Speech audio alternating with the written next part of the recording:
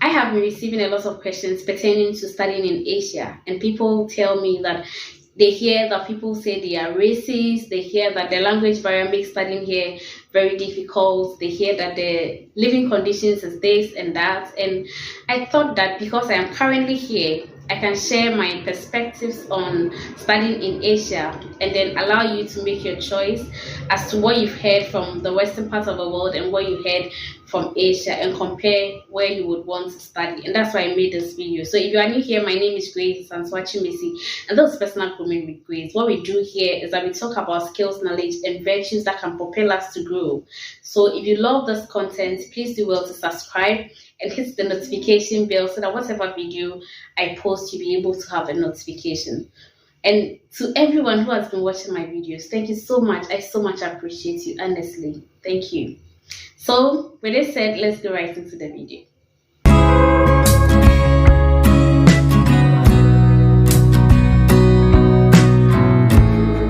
The first item I would love to talk about is scholarship opportunities, since that is the #1 priority of every student who wants to study abroad. And I'll say that in Asia, there are lots of scholarships available. A lot of scholarships available.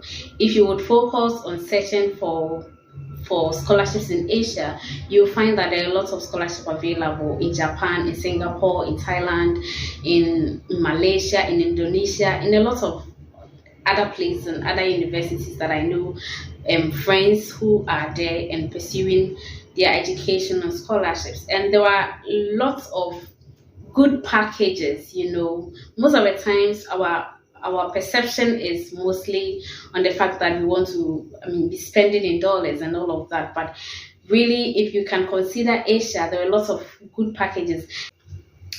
And even if you do not get scholarship and then you apply, you can get a school, and then when you come, you can get your advisor or a faculty member whom you can work with and has a project that has funding and that can cater for a lot of the things that you will need in your education. And most of the times the admission fee is something very little. I think I paid 500 baht, which in Ghana cedis is like it's less than 200 cedis for my application. And it was a very seamless application, not so complicated, but prepared to write either TOEFL or all the international exams that you would need to enter. The second item I'll talk about is academic programs. With regards to academic programs, Asians have a lot of exchange programs among their universities. So you can go to Japan to have an exchange program of about 1 month to 3 months, sometimes 6 months, just doing something about your project or learning something, sometimes just to go there to learn their language and their culture, depending on the program that you are on. And they also have a lot of internship opportunities where you go to another university, sometimes outside your country, and then you will be paid while you are doing your internship. So let's go to item number 3. The item number 3 I'll talk about is living expenses and then cost of living. Asia, the cost of living is very, very low, but the quality of living is not low. Trust me. The quality of living is so high. When you talk about health, we have a lot of hospitals, first-class hospitals around. I mean, one of the other time, my advisor had an accident, and when he wanted to just pass by the hospital to dress the wound, and when I entered the hospital, I can't describe it. I mean, I've not gone to the hospital since I came, thanks be to God, but when I entered that hospital, and actually my agent told me that it's a first-class hospital, so whatever I buy, I should be careful. And I went to buy Thai tea. That was the most expensive Thai tea I have drunk in Thailand. I mean, it's a top-notch hospital, and there were lots of such hospitals scattered all around. And even in your university, you have a community hospital that take care of students for free. So health-wise, it is so good. When you come when we come to transportation, there are a lot of transportation systems. You have the sky train, you have the ground train, you have buses almost all the time running in the system, and they are so cheap, so cheap. As for SRT, I think that they are just dashing us money, because how can I travel from Lakrabang to Bangkok and pay 6 baht? Like, how? There are also cheap flights in between provinces that you can take if you have to do your research in another university in a province somewhere. There are cheap flights you can fly in between provinces, and it makes, movement and transportation very easy. So these things make living in Asian countries, and most especially Thailand, as in my experience, very quality and very good to live here. And when it comes to the food, oh God, they have so many good food, not junk food, and they use a lot of ingredients in the environment to cook very good food, where you have all your protein and your carbohydrates and all the nutrients balanced, and you don't mostly eat junk food except you want to eat it. If you want to eat it, all of those ones are also available. McDonald's, Burger King, and all of those are also available. If you go to 7-Eleven, you can get all the already cooked food. Ready to eat food, where you buy and they microwave it for you at the shop, and then you can eat on the go. So living here is it's very quality, and it is not in any way low. Item number 4 I'll talk about is your safety and your security. So from what I have experienced here, I actually feel safe more than my own country. Thailand has a very good security systems, and there are security cameras all around the place. Even where you will not even imagine that there should be a security camera, there are security cameras all over, and you do not hear any news of any insecurities, except one randomly. I think since I came, it's only one I have heard. That happened randomly, and that person was mentally disorganized, and that is how it happened. So, the security is very okay. And then we talk about the people around. They are nice people. In my previous video on my cultural shocks, you would hear me mention that Thais are so nice people that it is very difficult for you to have, kind of depression or mental health issues when you are around them, because they love foreigners. Especially they love foreigners, and they love to talk to you, and they love to ask you questions and all of that. So, and in the evening you see Thai people like to eat together. So in the evening you see a lot of people out, because they love to buy, and that is one of the booming businesses in Thailand. So they love to go to the restaurants and eat together. And so in the evening, you see a lot of these restaurants, so active and so vibrant, and a lot of people outside eating and having fun. And it's a very cool community if you really want to have that sense of community and protect your mental health, other than some places where it is just home, work, school, and you have no one to talk to. And lastly, I recommend them for their power supply. Since I came here, I've been here for almost 10 months. 10 months, and I have not experienced 10 seconds of power outage. And it is so rare for you to hear that there's power outage anywhere. And that alone makes the system so smooth, and you can do a lot of things without any interruption. Item number 5, the quality of education. I'll say that many universities in Asia are world-class universities. Talk of universities in Singapore, in China, in Thailand. We have Mahidol University. You can talk of Kasesa, Chiang University, Chulalongkorn University, KMITL. These are top-notch schools that you would want to enroll in. I mean, all those universities are top-notch, world-class universities, and most of their professors and faculty members are world-class researchers. And you would have to search in your field to find the person that you can work with, and you can trust that the person is doing a good work in your field, and then you can work with the person.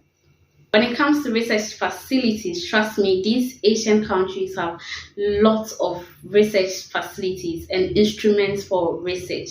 And depending on what area of your research is, you have to search for an academic institution that is suited for your research. I mean, the research instruments I have seen in my life is like 5% of what I am seeing now. A lot of research instrument that you can use for your research, and the students using those research facilities, it's at par. Sometimes I even think that we are less, because sometimes I'll go to the lab and no one is in the lab. Everyone decided not to come to the lab today, and the research instruments are there. There's no pressure on anyone to use any particular instruments. And so you might want to consider, if you stayed in the house for a long time, and I mean you are always thinking of the Western, the UK, the US, maybe it's time you take a look at the Asian countries. And that leads me to the point number 6, economic growth. You agree with me that a lot of these Asian countries are experiencing increasing economic boosts. I mean, looking at China, Singapore, Japan, Thailand, I mean, these countries are becoming more and more of global influencers, and studying here gives you a lot of perspective, and it opens your mind to perspective on the global affair in terms of business, hospitality, tourism, and all of these things. And there is an opportunity for you to, get work when you graduate, because the economy is increasing, it keeps expanding, and so job opportunities are a lot. And if you want to stay and you were a high skill person, job should be, getting a job in Asian countries is not something that is supposed to be. Number 7 is cultural adjustment and language. There is a barrier in language, especially if you are coming from an African country. There is a barrier in language because most of them do not speak English, they speak their native languages. So that is a worry, but it's also an opportunity to learn a different language, and that's how I see things. So it's an opportunity to add a second language or maybe a third language to your language. But they have English teaching programs, academic programs that are taught in English, especially for international students. So you have to know the program that you are applying for and know whether the plan is an international program that they teach in English or it's solely in their native language, and that will help you to make a decision. However, lots of their faculty members, I'll say all their faculty members, are international people that did their PhDs in other countries, in the US, in Japan, in other countries, and they have a global perspective and they speak English fluently. So it is not too difficult communicating with your advisor or your advisory committee or the faculty members. It is not difficult. It's so easy. And they are also open-minded to understand you and also to learn from you. So it makes learning from each other very simple. Item number 8 is the climate. If you are someone like me who becomes inactive when you are in a very cold environment or a cold temperature or a cold climate, then you should be looking at Asian countries. Most of the countries do not experience any snow. They have a lot of sunshine, so it's easy to thrive. So if you are someone like that who is not okay with cold environments, then Asian countries are for you. Some of these Asian countries do not experience snow at all. Talk of Thailand, talk of Singapore, Cambodia, Malaysia, Indonesia. These countries do not even experience any snow. So the climate is virtually like most of the African countries, and it will help you to thrive. Only that you experience a little bit of jet lag for like some weeks because you journeyed from a place that is so far away from your country, so you would have to be experiencing that, and then your system will adjust later. But as for environmental issues and climate issues, you are very fine, so fine. Item number 9. Asians have a lot of tourist attractions, especially when it comes to Thailand. Thailand is one of the countries that attracts a lot of tourism. I think it's one of the topmost tourist attraction countries, and you would have a lot of places to go and have fun during your vacations and during the time that you would have to rest and rejuvenate and protect your mental health because of education. You have a lot of places, and you have a lot of network because there are lots of foreign people coming in from all walks of life. I mean, every country coming into Thailand for tourism. So you have a lot of network too in that regard. You will learn a lot of their food, their cuisines, I mean the Asian cuisines. And you can travel on cheap flights from one country to the other. Sometimes you can even travel on train from one country to the other. And it is so cheap, so it gives you the opportunity and the affordability to travel around Asia and explore even before you end your research. The last one I'll talk about is the immigration and the visa application, because that is what will bring you here. And I will say that in my perspective, I think that one of the cheapest visa application you can ever get is coming to Thailand. Not like the cheapest in getting, but I used only 2 days to get my visa. However, if you are in Ghana, Thailand do not have a consulate or a place where you can apply for visa in Ghana, and it is sited in Nigeria, so you have to fly to Nigeria to be able to get your visa. But if you're in any other country that they have an office there, then good for you. And this is the only hurdle that I had to pass through. But when I got there, I applied for everything online, and then they'll give you an appointment. Then you will go there on the date that you are appointed to meet them. You have your interviews and all of those things. And just the next day, I got my visa. Some people do not get it the next day, but I think that,